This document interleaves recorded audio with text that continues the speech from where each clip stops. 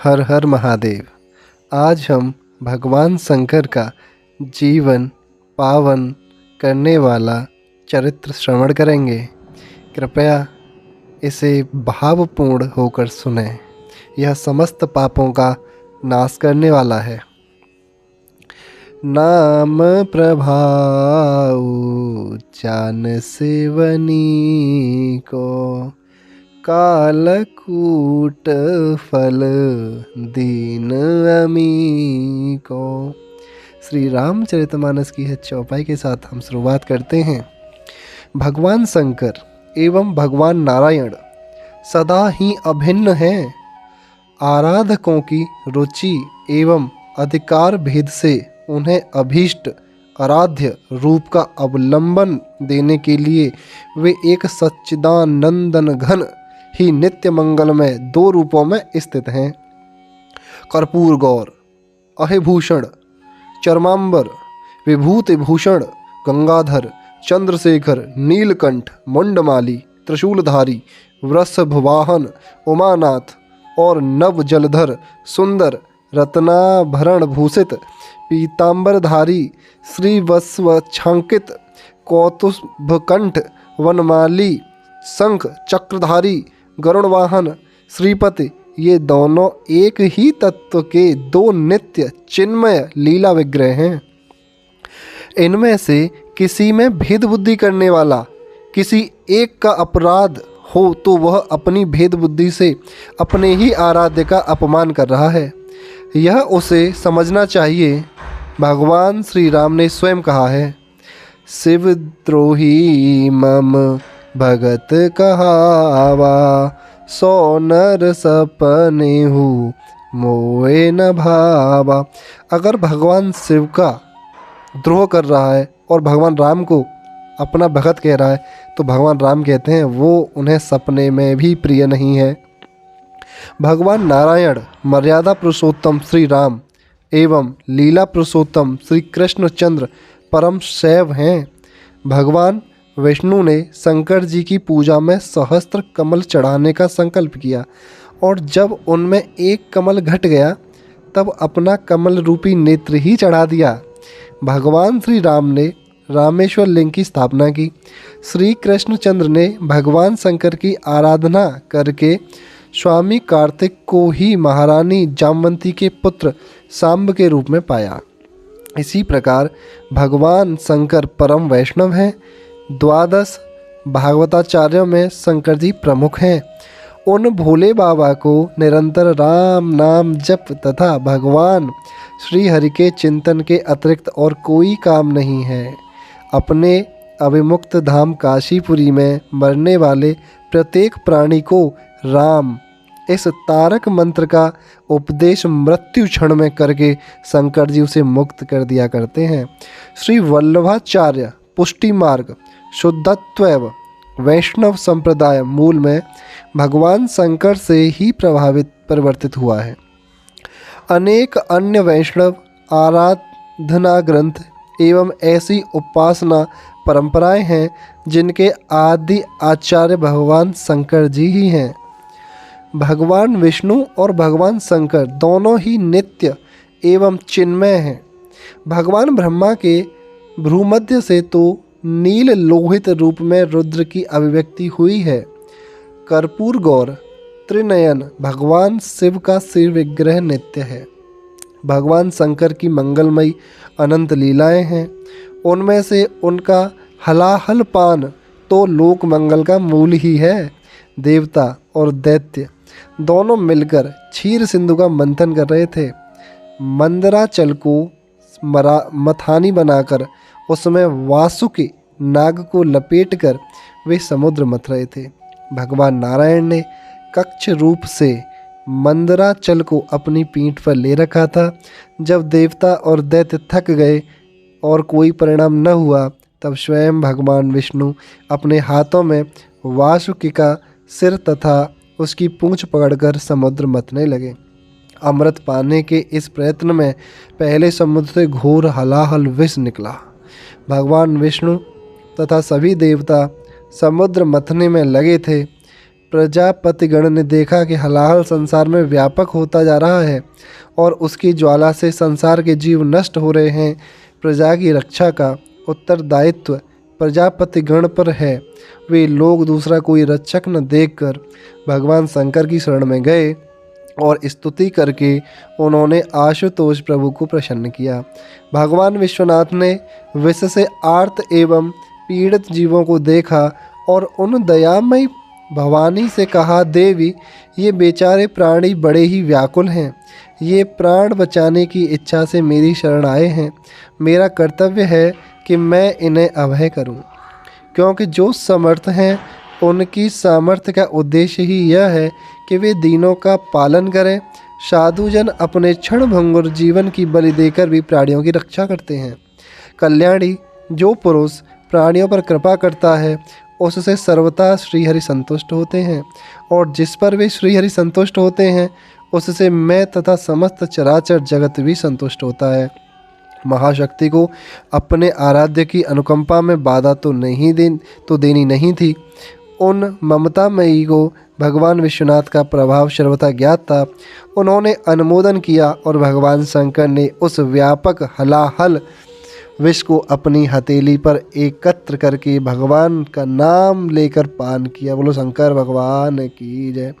शंकर जी ने उन विषय को अपने कंठ में रख लिया, उस विष को अपने कंठ में रख लिया। इससे उनके कंठ का उज्ज्वल वर्ण नील हो गया। भगवान शिव के कंठ की वह नीलिमा विश्व मंगल का उज्ज्वल पदक है। वह उन विश्वनाथ की मूर्तिमती कृपा ही है जो उनको भूषित करती है। उन नीलकंठ प्रभु के पावन पद पंकजी महिमा अतुलनीय है। हमारे वेद, शास्त्र, पुराण, इतिहास और तंत्र भगवान श्री शंकर की महिमा, गौरव, गरिमा, विविध लीला तथा उनके विविध उपदेशों और उनकी बतलाई हुई असंख्य साधन प्रणालियों से भरे हैं। पद्मपुराण में उन्होंने एक जगह भगवान के गुण लीला रसिक देवर्षि नारद जी से श्री राधा कृष्ण की उपासना, उनके स्वरूप और मंत्रादि के विषय में बड़े रहस्य और महत्व की बातें बतलाई हैं। यहाँ भक्ति साधकों के लाभार्थ उनमें से कुछ का अनुवाद दिया जाता है।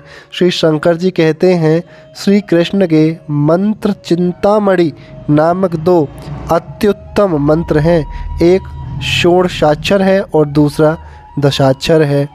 मंत्र षोडशाक्षर मंत्र है, गोपी जन वल्लभ चरणान शरणम प्रपद्ये, और दशाक्षर है, नमो गोपी जन वल्लभाभ्याम। इन मंत्रों के अधिकारी सभी वर्णों के, सभी आश्रमों के और सभी जातियों के वे स्त्री पुरुष हैं जिनकी सर्वेश्वर भगवान श्री कृष्ण में भक्ति है। भक्तिर्भे वेदशां कृष्ण सर्वेश्वरेश्वरे। श्री कृष्ण भक्ति से रहित याज्ञिक, दानशील, तांत्रिक, सत्यवादी, वेद वेदांग पारग, कुलीन, तपस्वी, व्रती और ब्रह्मनिष्ठ कोई भी इनके अधिकारी नहीं है। इसलिए ये मंत्र श्री कृष्ण के अभक्त, कृतघ्न, दुर्भिमानी और श्रद्धा रहित मनुष्यों को नहीं बतलाने चाहिए। दंभ, लोभ, काम और क्रोधादि से रहित श्री कृष्ण के अनन्य भक्त को ही ये मंत्र देने चाहिए। इनका यथाविधि न्याय करके श्री कृष्ण की पूजा करनी चाहिए। फिर उनका इस प्रकार ध्यान करना चाहिए। सुंदर वृंदावन में कल्प वृक्ष के नीचे शुरभ्य रत्न सिंहासन पर भगवान श्री कृष्ण श्री प्रिया जी के साथ विराजमान हैं। श्री कृष्ण का वर्ण नव जलधर से समान नील श्याम है। पीतांबर धारण किए हुए द्विभुज हैं। विविध रत्नों की और पुष्पों की मालाओं से विभूषित हैं। मुखमंडल करोड़ों चंद्रमाओं से भी सुंदर है। तिरछे नेत्र हैं। ललाट पर मंडलाकृति तिलक है जो चारों ओर चंदन से और बीच में कुमकुम बिंदु से बनाए हुए हैं। कानों में सुंदर कुंडल शोभायमान है। अन्नत नासिका के अग्रभाग में मोती लटक रहा है। पके बिंब फल के समान अरुण वर्ण अधर हैं जो दांतों की प्रभा से चमक रहे हैं। भुजाओं में रत्नमय कड़े और बाजूबंद हैं और उंगलियों में रत्नों की अंगूठियां शोभा पा रही हैं। बाएं हाथ में मुरली और दाहिने में कमल लिए हुए हैं। कमर में मनोहर रत्नमयी करधनी है। चरणों में नुपुर सुशोभित हैं। बड़ी ही मनोहर अलकावली है। मस्तक पर मयूर पिच शोभा पा रहा है। सिर में कनेर के पुष्पों के आभूषण हैं। भगवान की देह कांति नवोदित कोटि कोटि दिवाकरों के सदृश स्निग्ध ज्योतिमर है। उनके दर्पणोपम कपोल श्वेत कणों में सुशोभित है। चंचल नेत्र श्री राधिका जी की ओर लगे हुए हैं। वाम भाग में श्री राधिका जी विराजता हैं। तपे हुए सोने के समान उनकी देह प्रवाह है। नील वस्त्र धारण किए हैं। मंद मंद मुस्का रही हैं। चंचल नेत्र युगल स्वामी के मुख चंद्र की ओर लगे हुए हैं और चकोरी की भांति उनके द्वारा वे श्याम मुख चंद्र सुधा पान कर रही हैं। अनुष्ट और तर्जनी उंगलियों के द्वारा वे प्रियतम के मुख कमल में पान दे रही हैं। उनके गले में दिव्य रत्नों के और मुक्ताओं के हार हैं। छीण कट करधनी से सुशोभित हैं। चरणों में नुपुर कड़े और चरणांगुलियों में अंगुलीय आदि शोभा पा रहे हैं। उनके प्रत्येक अंग प्रत्यंग से लावण्य छटक रहा है। उनके चारों ओर तथा आगे पीछे यथास्थान खड़ी हुई सखियां विविध प्रकार से सेवा कर रही हैं। श्री राधिका जी कृष्णमयी हैं। ये कृष्ण की आनंद रूपिणी हृदयनी शक्ति हैं। त्रिगुणमयी दुर्गा आदि शक्तियाँ उनके करोड़ों कला के करोड़ों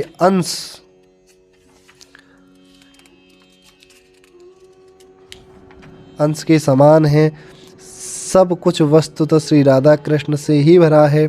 उनके सिवाय और कुछ भी नहीं है। यह जड़ चेतन अखिल जगत श्री राधा कृष्णमय है। चिद चिल क्षणम शर्व राधा कृष्णम जगत। परंतु वे इतने से ही नहीं है। अनंत अखिल ब्रह्मांड से परे हैं। सबसे परे हैं। सबसे अधिष्ठान है। सब में है और सबसे सर्वथा विलक्षण है। यह श्री कृष्ण का किंचित ऐश्वर्य है। साधन।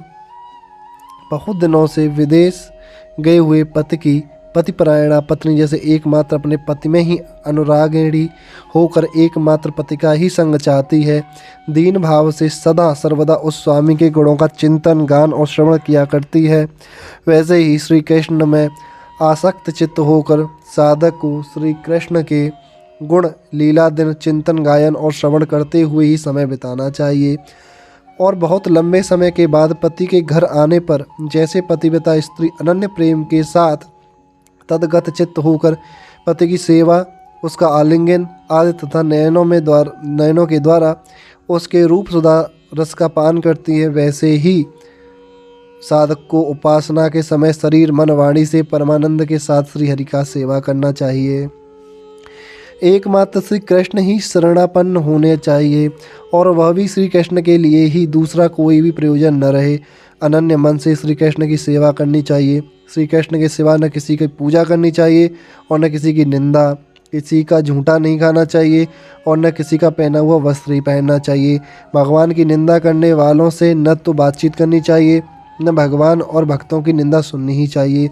जीवन भर चात की वृत्ति से अर्थ समझते हुए युगल मंत्र की उपासना करनी चाहिए।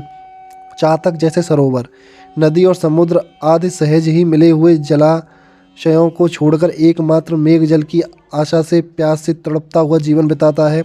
प्राण चाहे चले जाएं पर मेघ के सिवा किसी दूसरे से जल की प्रार्थना नहीं करता। इसी प्रकार साधक को एकाग्र मन से एकमात्र श्री कृष्ण गत चित्त होकर साधना करनी चाहिए। परम विश्वास के साथ श्री युगल सरकार से निम्नलिखित प्रार्थना करनी चाहिए। संसार सागरा नथो पुत्र मित्र ग्रहाकुलात् गोप्तरो में युवामेव प्रपन्न भय भंजनो योहम ममास्ति यत् किंचिदिह लोके परत्र च तत्सर्व भवरोध्य चरणेषु समर्पितम् अहमस्य पराधानमालयस्त्यस्य साधनम् अगतिश्च ततो नाथो भवन्तो वेव मे गतिं तवास्मि राधिका कांत कर्मणा मनसा गिरा कृष्णकान्ते तवैवास्मि युवामेव गतिर्मम शरणं वां प्रपन्नोऽस्मि करुणानिकारकारको प्रसादं कुरुन्त दास्यं मयि दुष्टेदपराधिनी। पद्म पुराण पाताल खंड में है ये। नाथ, पुत्र, मित्र और घर से भरे हुए इस संसार सागर में आप ही दोनों मुझको बचाने वाले हैं। आप ही शरणागत के भय का नाश करने वाले हैं। मैं जो कुछ भी हूँ, इस लोक तथा परलोक में मेरा जो कुछ भी है, वह सभी आज मैं आप दोनों के चरण कमलों में समर्पण करता हूँ। मैं आप अपराधों का भंडार हूँ, मेरे अपराधों का पार नहीं है। मैं सर्वथा साधनाहीन हूँ, गतिहीन हूँ। इसीलिए नाथ, एकमात्र आप ही दोनों प्रियतम मेरी गति हैं। श्री राधिका कांत श्री कृष्ण और श्री कृष्ण कांत के राधिके, मैं तन मन वचन से आपका ही हूँ और आप ही एक मेरी एकमात्र गति हैं। मैं आपकी शरण हूँ, आपके चरणों पर पड़ा हूँ। आप अखिल कृपा की खान हैं। कृपापूर्वक मुझ पर दया कीजिए और मुझे दुष्ट अपराधी को अपना दास बना लीजिए। जो भगवान श्री राधा कृष्ण की सेवा का अधिकार बहुत शीघ्र प्राप्त करना चाहता है, उस साधक को भगवान के चरण कमलों में स्थित होकर इस प्रार्थनामय मंत्र का नित्य जप करना चाहिए। भगवान शंकर ने फिर नारद जी से कहा, देवर्षि, मैं भगवान के मंत्र का जप और उनका ध्यान करता हुआ बहुत दिनों तक कैलाश पर रहा। तब भगवान ने प्रकट होकर मुझे दर्शन दिए और वर मांगने के लिए कहा। मैंने बारंबार प्रणाम करके उनसे प्रार्थना की, कृपा सिंधु, आपका जो सर्वानंदायी समस्त आनंदों का आधार नित्य मूर्तिमान रूप है, जिसे विद्वान लोग निर्गुण निर्कृष्ट शांत ब्रह्म कहते हैं, हे परमेश्वर, मैं उसी रूप को अपनी आंखों से देखना चाहता हूँ। भगवान ने कहा, आप श्री यमुना जी के पश्चिम तट पर मेरे वृंदावन में जाइए, वहाँ आपको मेरे स्वरूप के दर्शन होंगे। इतना कहकर भगवान अंतर्ध्यान हो गए। मैंने उसी क्षण मनोहर यमुना तट पर जाकर देखा। समस्त देवताओं के ईश्वरों के ईश्वर भगवान श्री कृष्ण मनोहर गोप वेश धारण किए हुए हैं। उनकी सुंदर किशोर अवस्था है। श्री राधा जी के कंधे पर अपना अति मनोहर बायां हाथ रखे वे सुंदर त्रिभंगी से खड़े मुस्कुरा रहे हैं। उनके चारों ओर गोपियों का मंडल है। शरीर की कांति सजल जलद के सदस्य स्निग्ध श्याम वर्ण हैं। वे अखिल कल्याण के एकमात्र आधार हैं।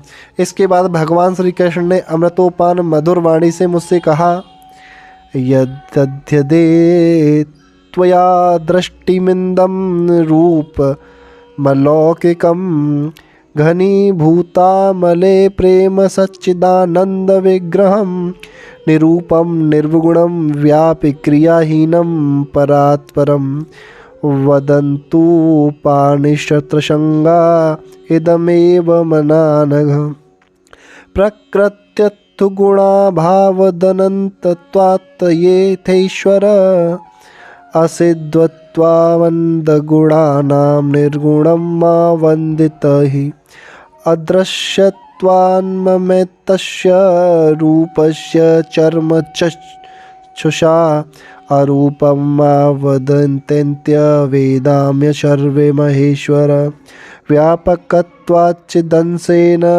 ब्रह्मोति च विदुर्भुर्धाम् अकर्तृत्वपञ्चस्य निष्क्रियं मा वन्दितहि मायागुणैर्ततोमेश्वा कुर्वन्ति सर्जनादिकं न करोमि स्वयं किंचित् सृष्टियादिकमः शिवः। शंकर जी आपने आज मेरे यह परम अलौकिक रूप देखा। सारे उपनिषद मेरे इस घनीभूत निर्मल प्रेममय सच्चिदानंद घन रूप को ही निराकार निर्गुण सर्वव्यापी निष्क्रिय और परात्पर ब्रह्म कहते हैं। मुझ में प्रकृति से उत्पन्न कोई गुण नहीं है और मेरे गुण अनंत हैं, उनका वर्णन नहीं हो सकता और मेरे वे गुण प्राकृतिक दृष्टि से सिद्ध नहीं होते, इसलिए ये सब मुझको निर्गुण कहते हैं। महेश्वर, मेरे इस रूप को चर्म चक्षुओं के द्वारा कोई देख नहीं सकता, इसीलिए वेद इसको अरूप और निराकार कहते हैं।